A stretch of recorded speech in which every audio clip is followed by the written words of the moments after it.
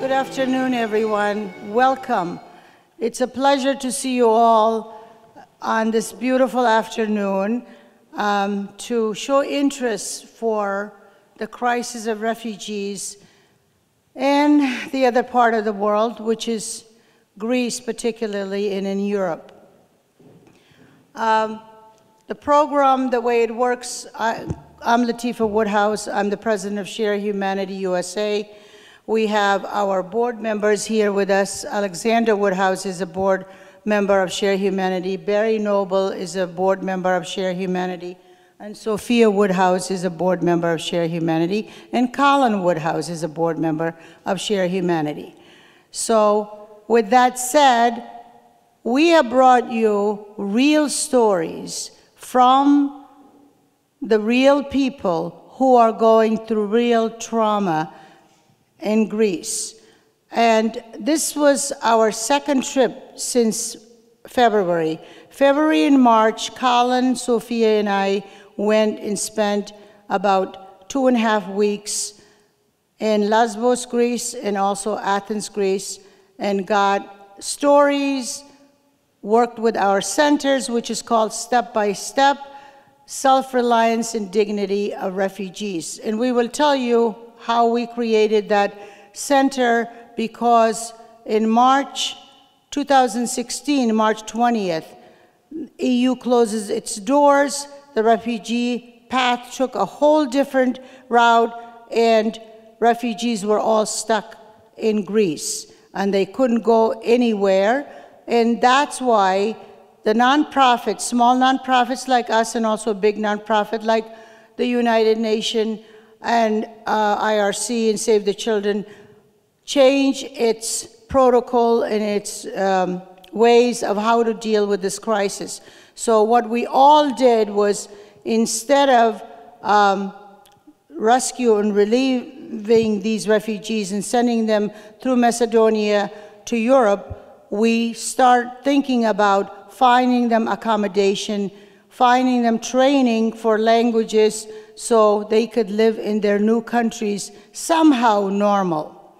And with that said, we, Share Humanity USA, with the agreement of the board, and thanks to all the support of the board members, we have Artemis Tchaikovsky also on our board, and Barry Noble, as I mentioned before, and these are our top-notch supporter, but we have other supporter, and all of you, thank you for all your donation and anything that you put in.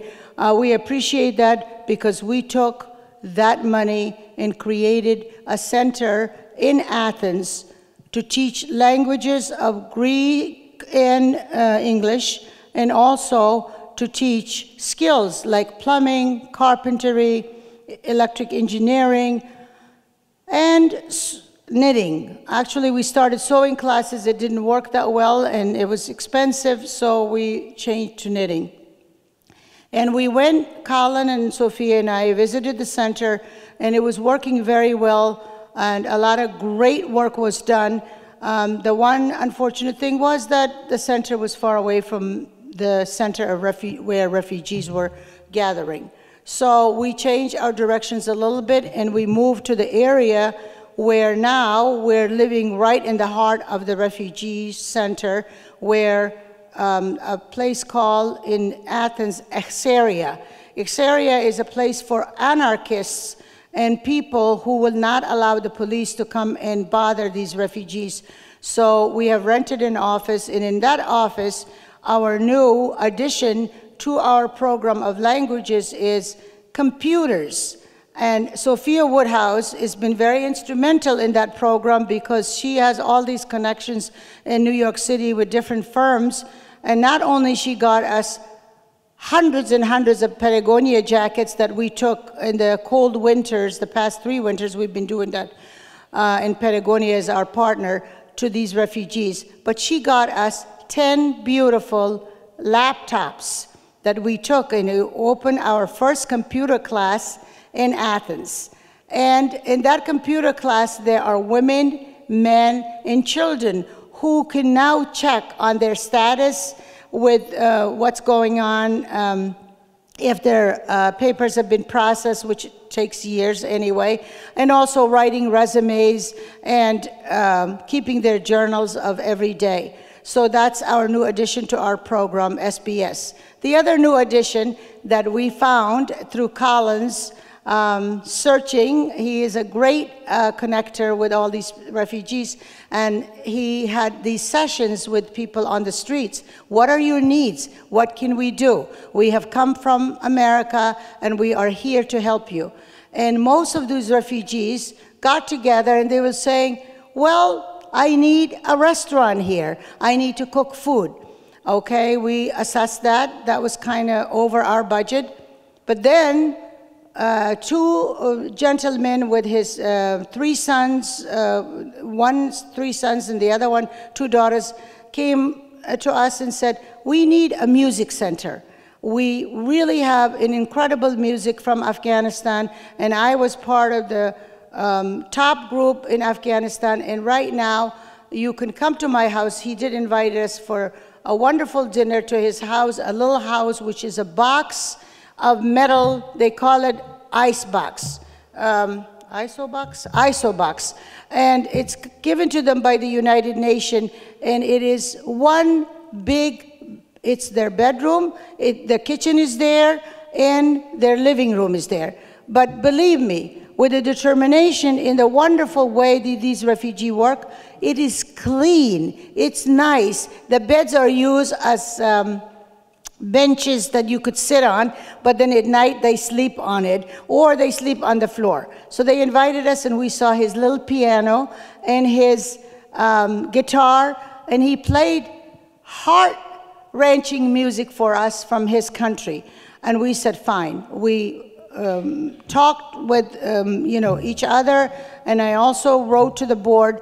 We have now an office that one of the classroom is a studio for these 2 musicians that is going to be practicing and also teaching guitar and piano in their center. And what they eventually want to do is, for integration purpose, they will go out and the Greeks, by the way, have many festivals and many holidays.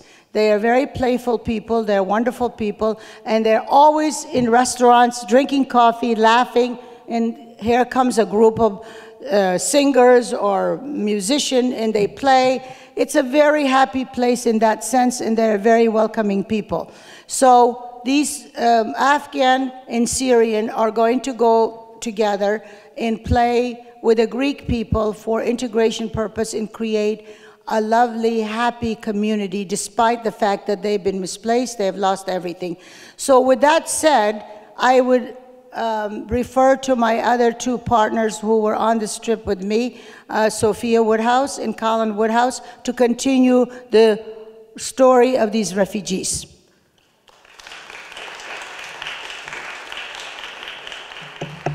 Hi everyone, I am Sophia Woodhouse. I'm a board member of Shared Humanity USA. Thank you so much for all of that detail. I want to just take a moment to step back and talk about the refugee crisis that we're facing today.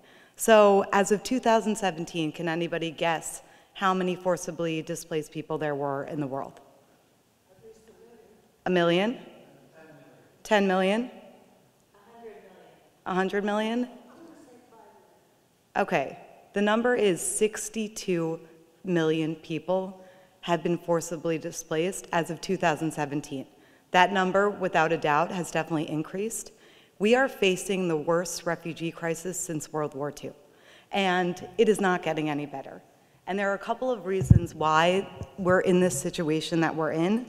There is war, there are environmental issues that are displacing people, there is a rise of extremism, and as a result, people are fleeing. They're fleeing persecution, they're fleeing war, they are looking and searching for a better life. The top 5 countries in which these refugee populations are coming from, they are Syria, due to the civil war, Afghanistan with the rise of the Islamic State, South Sudan because of environmental issues there, Myanmar with the Rohingya crisis, and Somalia. These are the top 5 countries. This does not include what's happening at our borders with Venezuela. We're seeing that it's increasing. And oftentimes this can feel very daunting. The world is going through a very hard, a challenging time. There are millions of people displaced. What can I do as an individual to change the situation? And oftentimes it feels like you can't do anything. And I'm here today to tell you that you can do something. And I am so proud of my parents for 4 years ago saying, I can't allow this to happen. I want to do something. There was no roadmap. There was no path to get something done, to figure out how to get involved. But it started with that acknowledgement of, hey, yes, I'm one person. Yes, maybe I can't save the world, but I can do something. I can do anything. And it started with going on Facebook, finding a Facebook group, saying, okay, that sounds interesting. Medical help in Camp Moria in Lesbos, Greece, which is a place where the boats are coming in and the refugees are coming into. It started with my father making that commitment to go, corralling all of us Woodhouses to come along for the journey, as well as our other board members and just spreading the word. My mom has been instrumental in terms of language and giving people a voice.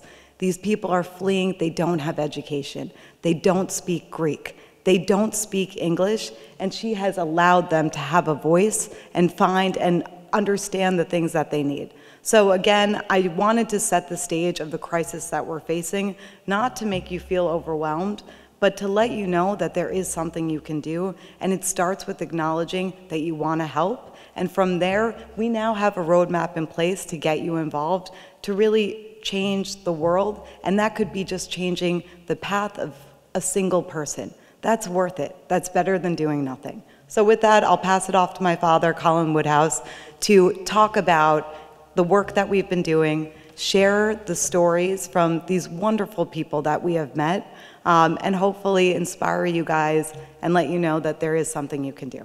Thanks, Sophie. Thank you, Sophie. That's really nice. You know, when I look out on you, my colleagues, many of you from our religious community, I have to thank you in so many ways, because the values you lift up basically challenge me to move, to do something.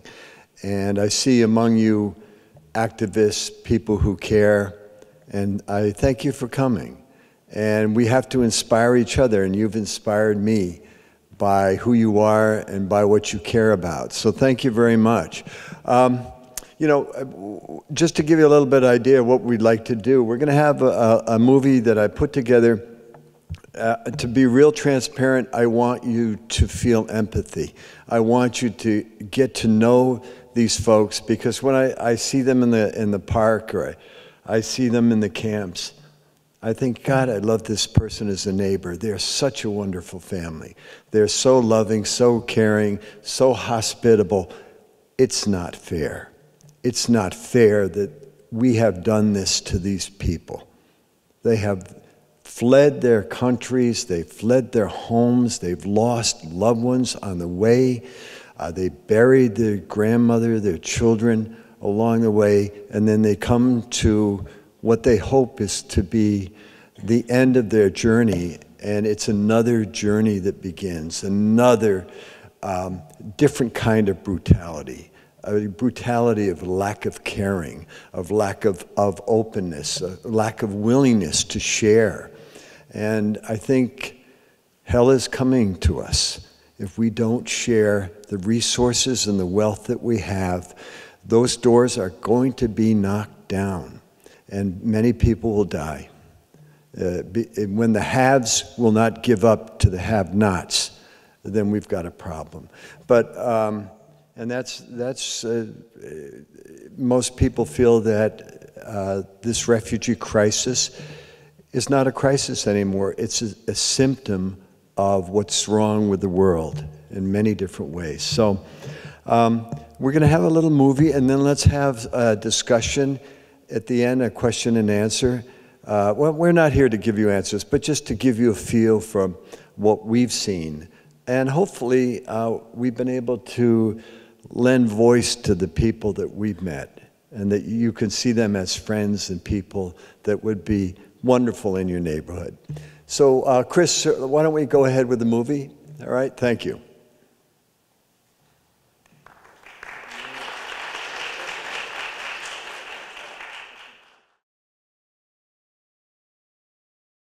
Home.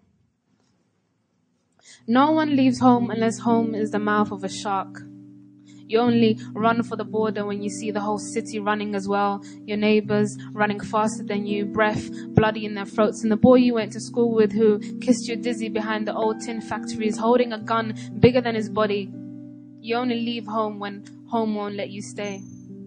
No one leaves home unless home chases you, fire under feet, hot blood in your belly. And even then, you carry the anthem under your breath, only tearing up your passport in airport toilets, sobbing as each mouthful of paper made it clear that you would not be going back. You have to understand, and no one would put their children in a boat unless the sea is safer than the land. No one burns their palms under trains, beneath carriages. No one spends days and nights in the gallbladder of a truck feeding on newspaper unless the miles traveled means something more than journey. No one crawls under fences, wants to be beaten, wants to be pitied. No one chooses refugee camps or strip searches where your body is left aching, or prison because prison is safer than a city of fire, and one prison guard in the night is safer than 14 men who look like your father. No one could take it, could stomach it. No one's skin would be tough enough. The go home blacks, refugees, dirty immigrants, asylum seekers, sucking our country dry, niggers with their hands out. They smell strange, savage, messed up their own country, and now they want to mess up ours. How do the words, dirty looks, roll off your back? And maybe it's because the blow is softer than a limb torn off, or the words are more tender than 14 men between your legs, or the insults are easier to swallow than rubble, than bone, than your child's body in pieces. I want to go home. But home is the mouth of a shark. Home is the barrel of a gun. And no one would leave home unless home chased you to the shore, unless home told you to quicken your legs.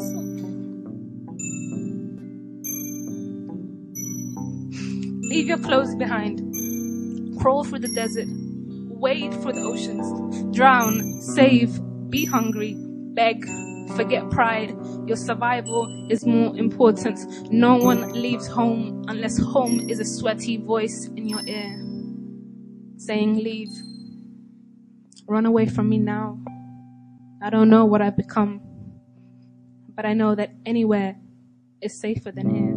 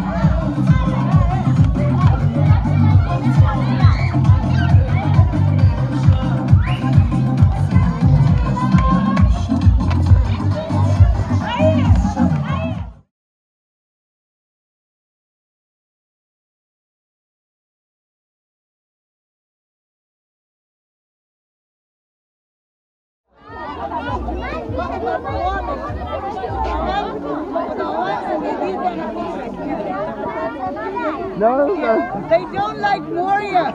Nobody likes Moria. No, I know. I am from New York.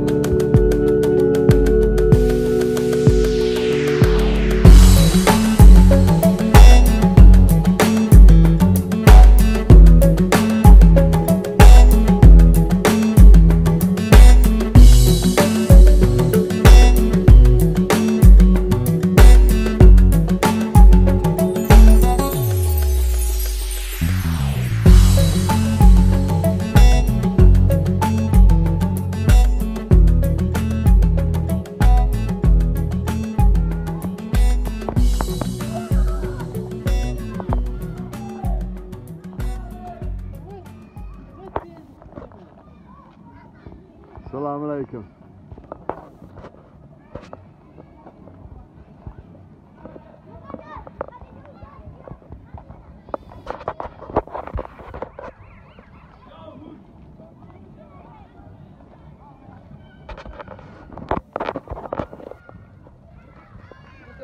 Yeah, assalamu alaikum.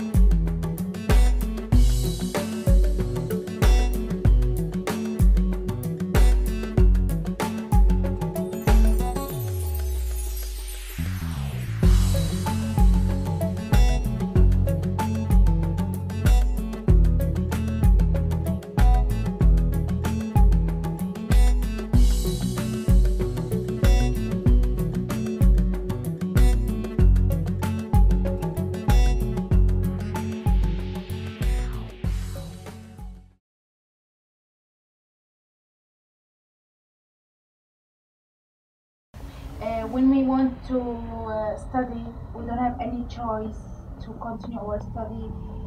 Our certificate in university, like, okay, what I can do with your certificate is not working here.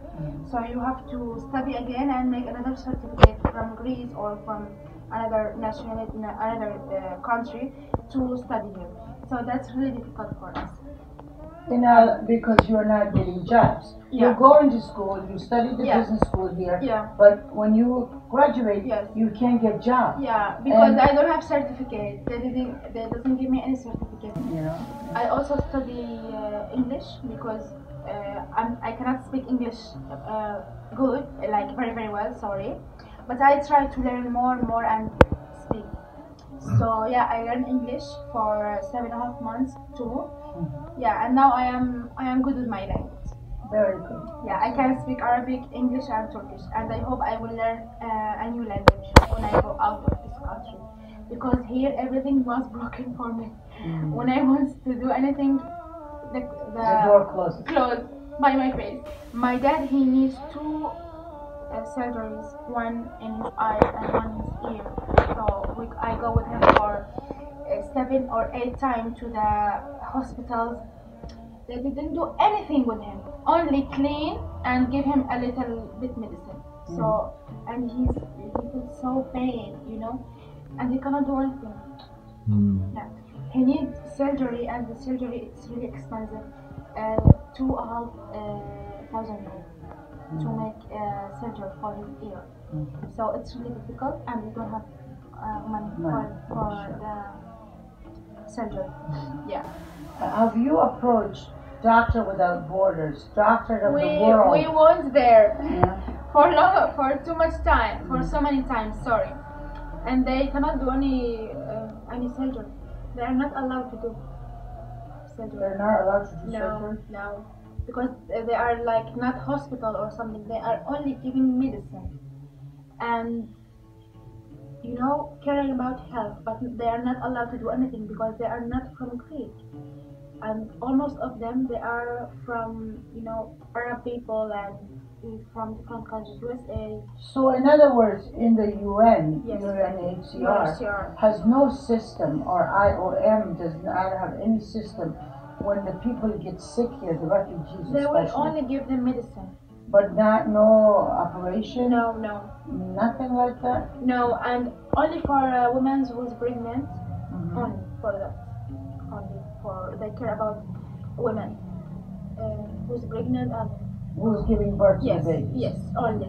But By my opinion, I really want to go to country who can speak English, like UK or Holland, to continue my study there.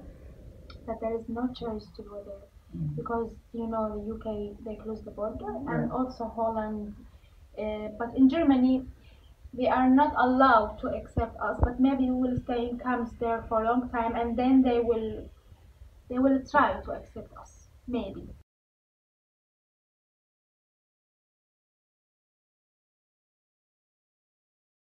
Syria and Greek people and different nationalities. So we are so happy to see you here, all of you, and we hope we can make different things. And thank you, everyone.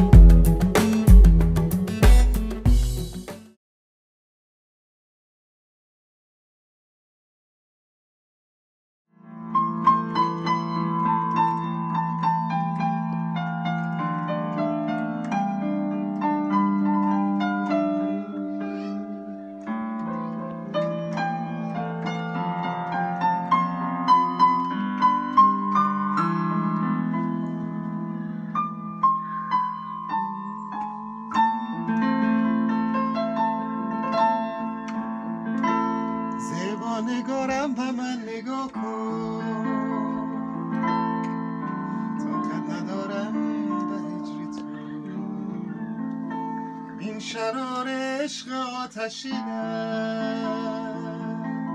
سوخته از دل و جانم دیگر اشکم منی دیگر اشکم منی زیبای من چشمان من کور شد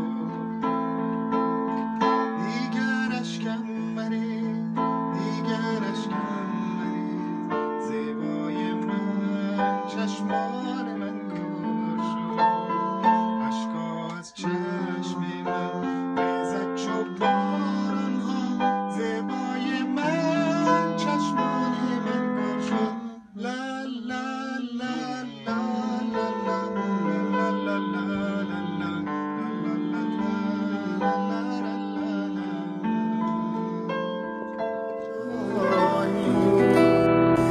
در اینجا وطن یک گور تاریک است که در آن مرده ای اما نمیدانی در اینجا از بهشت آواز میخوانی صدایت از جهنم باز می آید در اینجا دلخوشی های هر از گاهم و همراهی ماتم باز می آید در اینجا فرق بین کفر و ایمان نیست مساجد بستر گرم شیاطین است همیشه هر چرندی را به آنها گفت سزاوار بلندی های آمین است در اینجا کوه ها حتی صدایت را صدای انتحار و مرگ می آرد و دریا نعش سنگین تو را روزی شبیه مرده یک برگ می آرد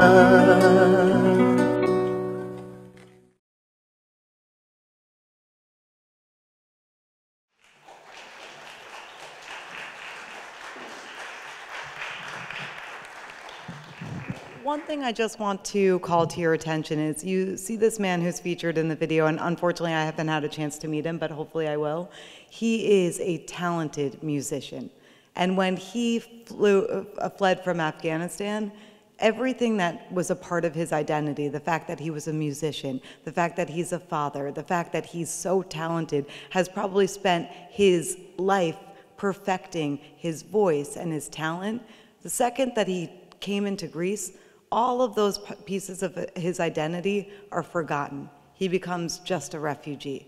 When he walks through the streets of Athens, he's a refugee. And that's very, very difficult. These people are just like you and I. They are in advertising, they're doctors, they're mothers, they're sisters, but all of that gets lost when they are forced to flee. And it's really hard to identify and become a whole person again. And so a lot of what we're doing is to really rebuild the dignity and the inherent worth and dignity of every person.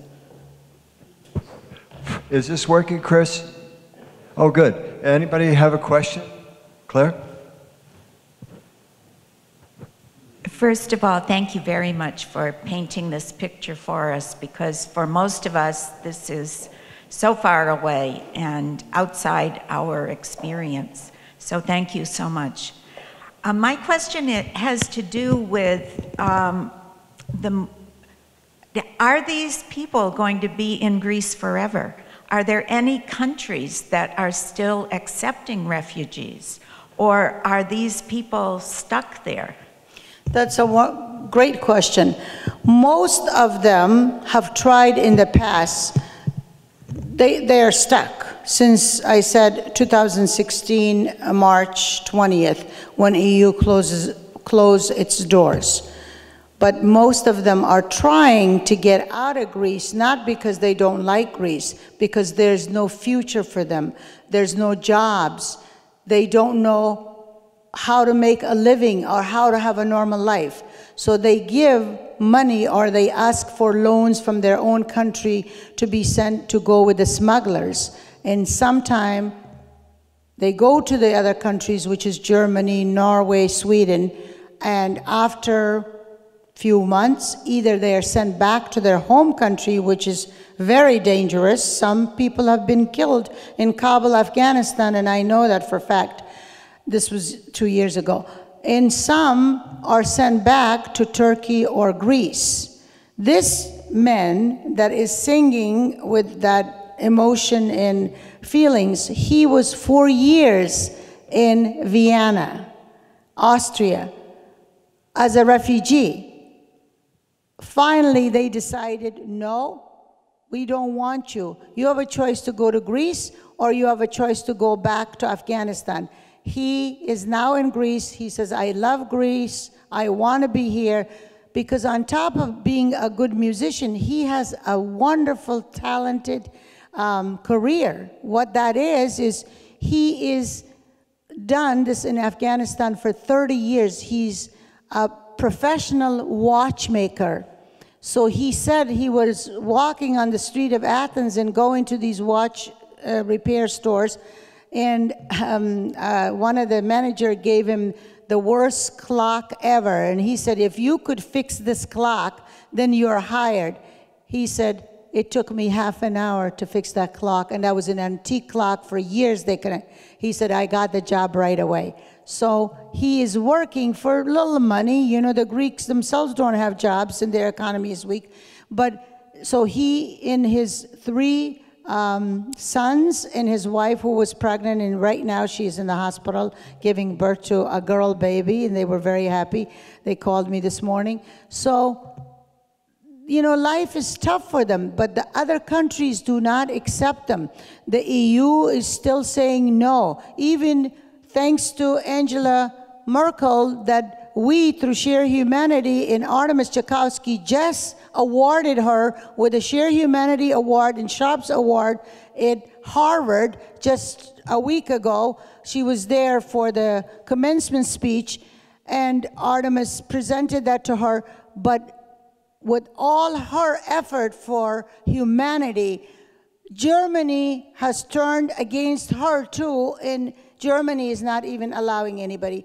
But drip and drop, some people are still trying to go to Germany with a hope that maybe they could fall through the crack and stay in, like Zahra. Again, my advice to most of them that I talk to, don't do it. If you can make a life here, we will do anything to support you with your career, with your language ability and all that.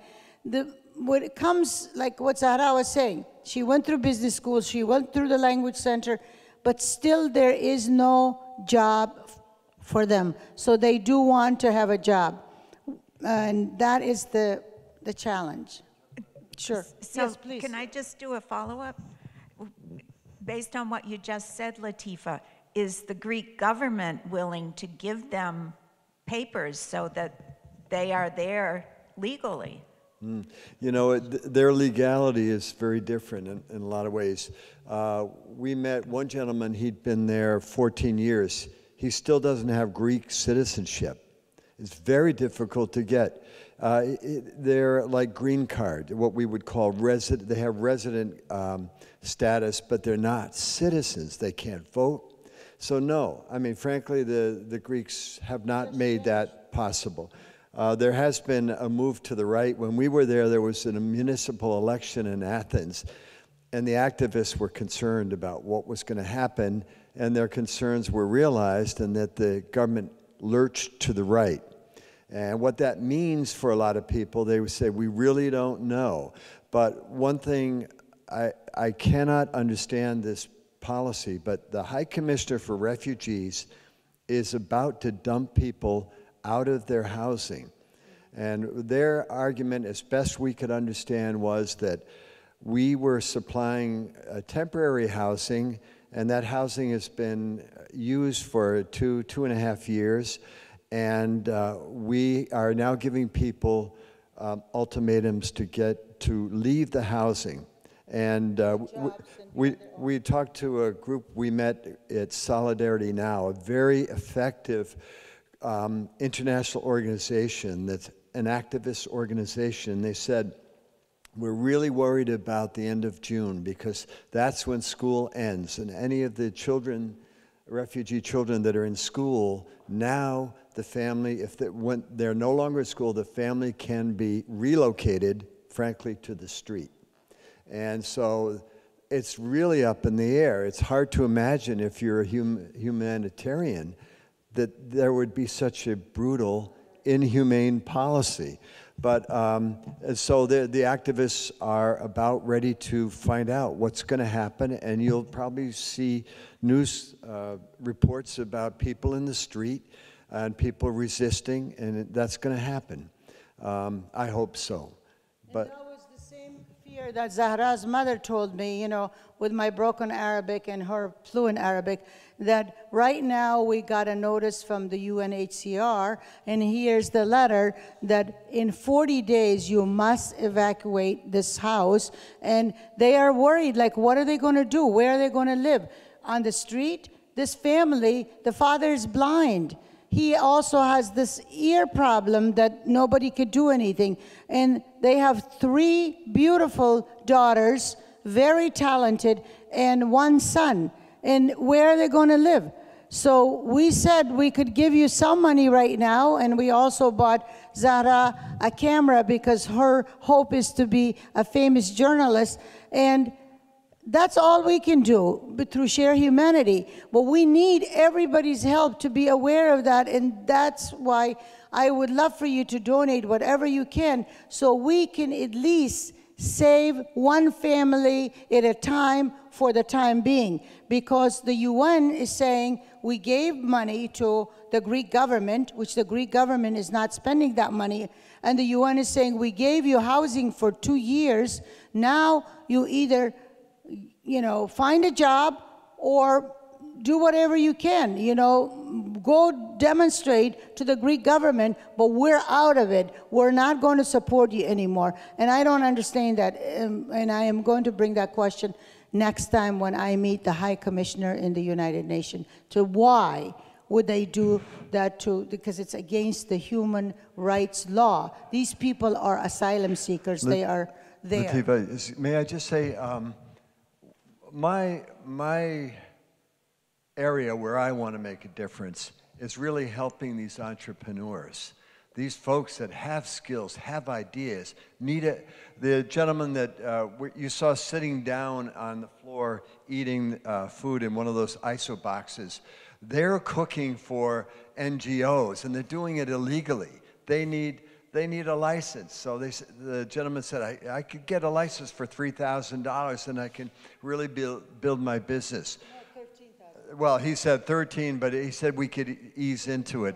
Also the watchmaker, maybe with some investment, he could get the right tools and have a shop of his own and train people. Women who have tremendous, we met one woman 30 years, a seamstress or tailor in Iran. She needs the resources and the inputs. A rug maker. The reason these rugs are out here, we met one of the young men there who makes rugs. And one of our first ideas was, let's get a loom for you, let's get a way for you to make rugs, and then you teach other people. That's going to be a little too difficult, and maybe the investment's too high. So what he did do is he said, I can get you in touch with my family that's on the border of Pakistan and Afghanistan.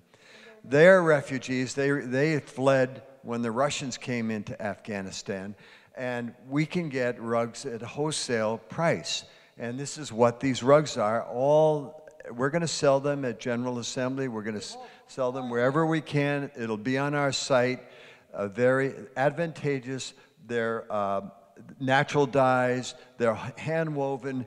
I've been in Afghanistan, and this is wonderful workmanship for $300 or something like that. Latifa's in charge of. And Diana have already all right. on the But it's a business. We're trying to get, we gave him some finder's fee, if you will, a little bit of money to keep him going. And this is, the young man is a former math teacher. He's a university graduate. He also can weave rugs. Tremendous talents are available. They're wasting away. And that's what I want to do, is hopefully get some kind of capital fund to start giving little bits of microcredit, if you will, to these folks. Barry? About this young man, he told me, he said, my dear auntie, I am so close to go to the drug dealers. Oh, he doesn't go? Okay. What's heartbreaking about Raul Amin, who is making rugs, it said, I'm so close because I'm so desperate. I have nothing. My parents asks me to send them money. I have to support my whole family. I can't even support myself. And he had lost a lot of weight. He says, there's no money for food. You know, they stopped my checks. The UNHCR used to give $90 or 90 euros. And he said, I'm so close to go with these drug dealers. The other part that we have not told you, and I would love to talk more about it, is drug-infested parks in Athens, Victoria Park, Ammonia Park, Alexandria Park, young men from Afghanistan, from Syria, wonderful that they could be a productive member of society, are having needles in their arms, and their life is gone because the pressure, the separation from home, the trauma that they've been through is so much that they can no longer take it, so they have become drug addicts. The sexual trafficking that's going not only with women but with men is absolutely outrageous in those parks. I mean, it's just, it's really a horrific scene. But that's not just in Greece. Folks, on our border, which Colin and I, hopefully with the help of USC and with Artemis Tchaikovsky, we're going to our own border in July to visit what's happening to the children here that's being kept in the cages. So this movement of refugee is a real movement, and this is a big problem, and we all have to address it and pay attention to and do a little part that we can. Yes? Maya and I, we need to leave because we have another meeting this afternoon. But before we leave, I'd just like for Colin, the treasurer of Shared Humanity, to give some information to the people here who might want to contribute to your efforts. Sure. That would be great. Thank you, Barry. Do you want to talk, Sophia? Yeah, we have a site called sharedhumanityyusa.org. You can contribute on that site or through PayPal. You can also write a check to sharedhumanity.org. Share Humanity USA.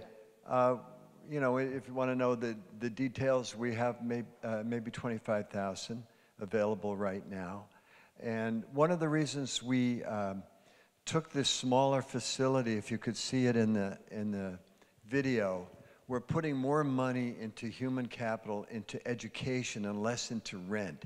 The rent of that, we call it, it's not really a studio, it's like a 2-room apartment that could accommodate 10 to 15 students in either room, where we'll have music in one room, and we'll rotate different classes, English and Greek in the morning, computer classes, and then music gathering. Maybe it'll be at night where that band will form, and it'll be a happy place.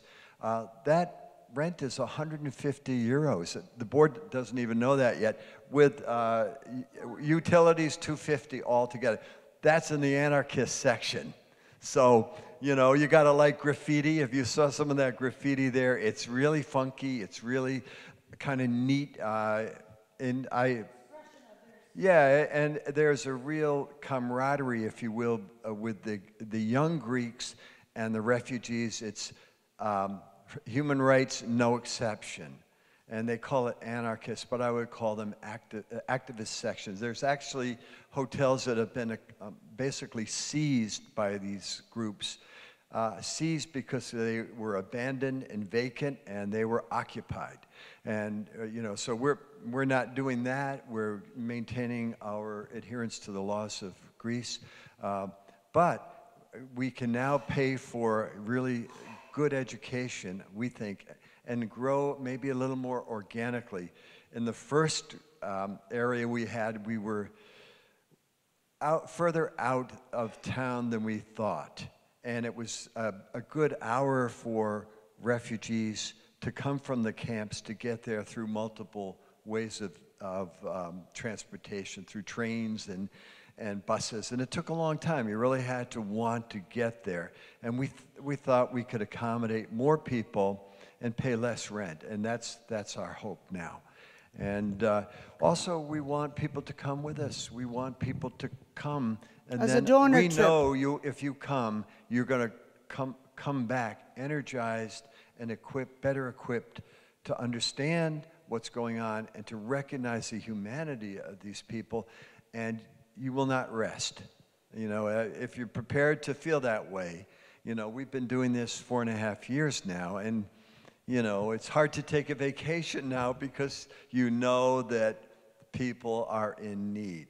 And so that's kind of what happens. But also I want to acknowledge the younger people, and that really the response, what we've seen in Greece, has been primarily younger people.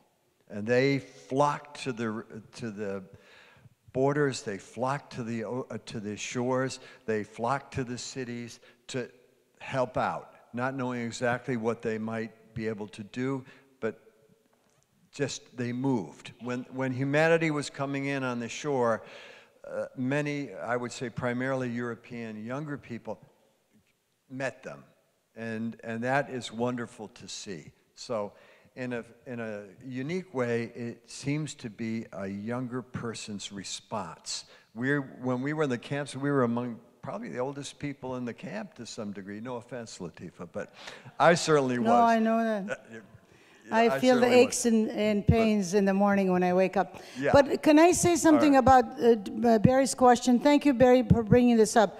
Share Humanity is in dire needs of fundraising, believe me. Colin may say we have 25,000, but each license for these wonderful gentlemen and ladies that we met is 13,000 to 25,000. So if we want to empower 3 families, that budget is gone. Because you got to get them a license, you got to give them some seed money, you got to empower them so they could live somewhat of a normal life. So we do need everybody's help to donate or to buy these rugs or to buy these t-shirts, so that way you know that you're getting something for your money, but on the other hand, you are contributing to the cause, the very good cause of humanity, where you're helping a family, you're helping 2 families, you're helping 10 families who could be empowered and have somewhat of a normal life. These people had lives like you and I. They are intelligent, they're smart, they've lost everything. Their tears and their heartbreaking stories are breaking my heart. There are nights, whenever I go to Greece, this was the 6th time, I can't sleep all night long because the stories are still with me and I write it in my journals and all of that. So $1 of yours, $5 of yours, $10 of yours can go a long way and can help their children and help them. So please be generous. Go to sharehumanityusa.org. Contribute. It's tax deductible. You will get your tax return back on that money. But please participate and help us in whatever way you can, because that budget, we had 30,000 before, it's gone. We raised another 25,000, and thanks to the generosity of Artemis Chakowski and Barry Noble, the $10,000 that each one of them contributed from their nonprofits. We appreciate that, but that's still nothing. We need more money. Money speaks, money walks, money talks, money makes a difference in the lives of these refugees. Thank you. Any questions about what? Yeah. Yes, sharedhumanityusa.org. Yeah. Barry? Sophie, you have? Oh, sorry. Barry, would you like? Okay. All I wanted to say is Through these stories, you have heard about the immense talent that's out there. There's no shortage of talent. There's no shortage of human potential. There's also no shortage of drive. There's a shortage of jobs. And that is something that we can't fix. But what we can do is offer a hand up, not a handout, to help people get to that next step. So if it is, you have a talent making carpets, how can we take that to some sort of a revenue source? That's what we're doing at sharedhumanityyusa.org. We need everybody's help to get the word out. And also the strategy is constantly changing. There isn't a clear-cut path to the work that we're doing. It's very much dependent on the population and the needs of the population. Recently, the High Commissioner, the UN High Commission, said that they're kicking people out of their housing. That might be something where we can help, where 500 euros could be an apartment that houses, 7 people for a month. And that's where we'll come in and help, again, to give that hand up, to help protect people in what little way we can. We can't do it alone, so it's really about getting the word out, thinking about beyond just money, what are the connections that you have? What are the different organizations that you're tapped into that might want to help? Thinking about partnerships, alliances. Something that I recently did is I work at Twitter. We donate all of our computers to a third party. I was able to reach out to that third party and say, hey, this is what our organization is doing. This is what the need is. Is there an opportunity to donate computers? It took maybe a half an hour of my time to secure 10 computers that were featured in the video, helping people that now have access to computers, internet, to apply, to learn English on their own. Again, there is no shortage of drive. These people don't have opportunities. That's what we're here to help create and help give them a hand up. Thank you, so. Barry left, I think. Okay. Anybody have any observations they'd like to share? Or yeah, Alex. So quickly, if the two of you could just leave us with what gives you hope, now knowing and really setting the stage and understanding the complicated situation many of these refugees are in, how can you leave us all here feeling, with an understanding of what you plan on doing next and what gives you hope for the future? Good question. I'd say the refugees give me hope. How could I lose hope if they haven't? And there's more conversations with Zara, and she, that you didn't see, but we met her over a year ago, and she was a bubbly presence volunteering in a Spanish refugee center. And she just lit up the room, and then she told us her father was blind. Her family was in great need. They almost drowned when they took the boat, and she was able to save everybody because she had an international SIM card. And they went out, they were told by the trafficker, it's 10 minutes to get to Greece from Turkey, and they were 3.5 hours drifting in the water. And she said she had an international SIM card. She stood up and in the middle of the boat said, everybody, calm down and quiet down. Let me call. And she said she called 7 times, and finally a Greek person answered. She says in her interview, the Greek answered. And they said, well, who are you? Why are you calling us? And she said, listen to the screams of the children. We're lost in the ocean, in the sea. Come and save us. And the Greek Coast Guard said, okay, I hear it. Have everybody sit down, have everybody stay in place, and don't move, because if that boat turns over, everybody dies. And they did that, and she said when she got on the boat, she and her mother hugged her father. They all hugged together, and they said, we're saved, we've made it to Europe. And she said, she went to Turkey at age 13.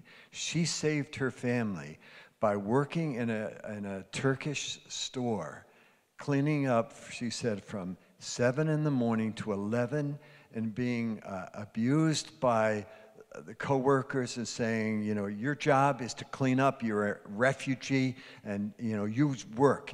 And she was able to save $4,000, and that was exactly what the trafficker wanted.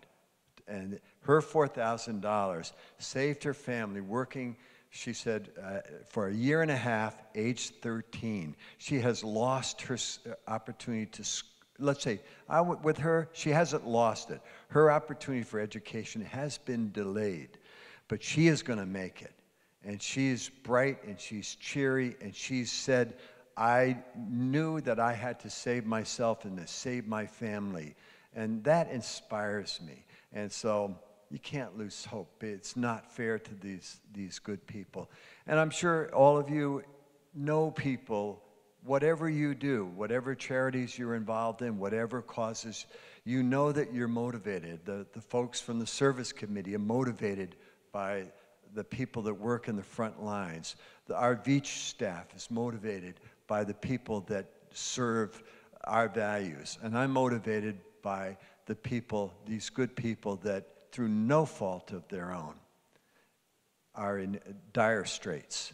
And again, I said to Zara, we would love to have you as our neighbor. You would be a wonderful family to live next to. It would certainly be festive, you know. So where are we going, Sophie? I think understood that the needs are very much education. And if you can't speak Greek, you're not going to get a job. And the refugees are understanding that. And our approach was to teach Greek at least 4 times a week, consistent Greek, so that they can study quickly and get the language. Greek, English, and a skill, whether it be computer skills.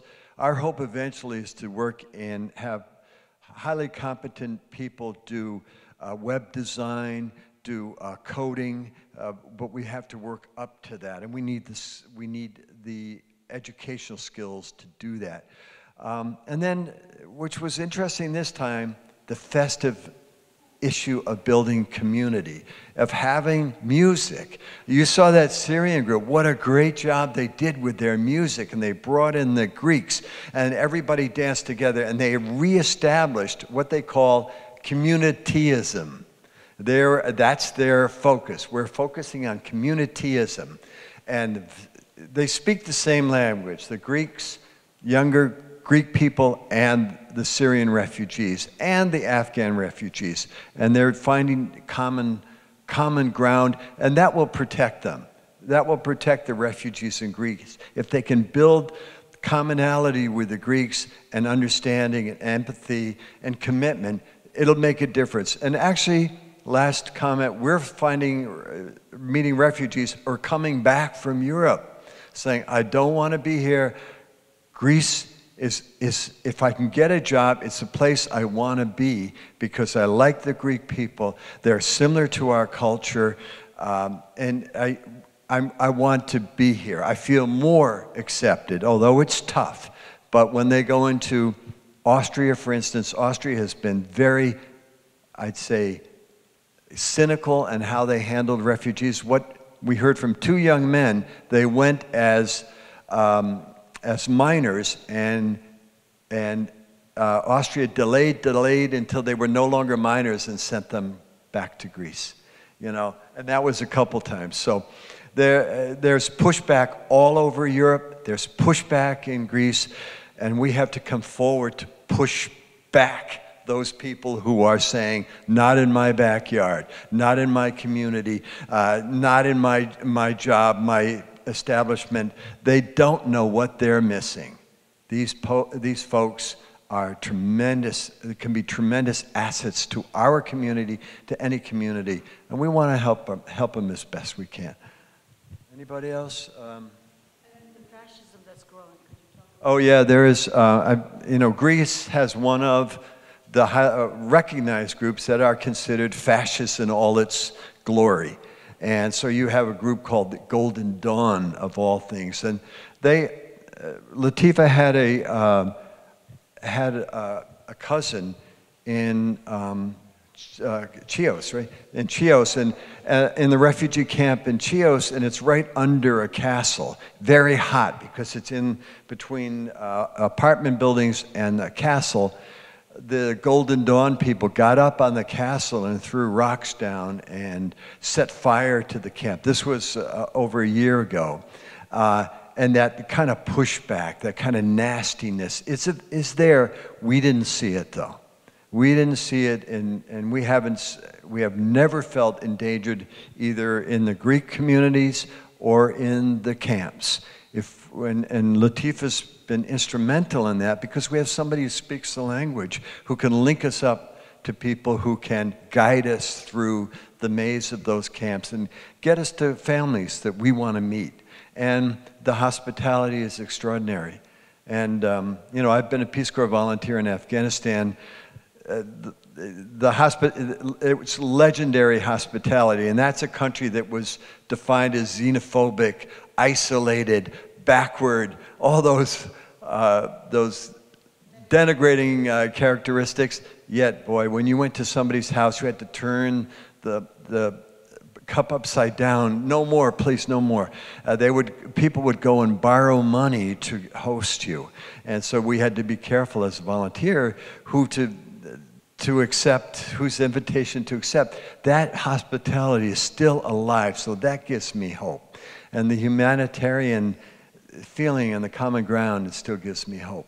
And I hope it gives you hope, too, that we're in a temporary, aberrant environment. We're going to open our borders. We're going to do the best that we've done as Americans and make our country a multicultural, multi-ethnic, multiracial powerhouse of innovation and creativity and growth. That's my expectation. We are unique in that regard, I'd say, as a country in this world. So, thank you so much, everybody, for coming. I really appreciate it. Thank you.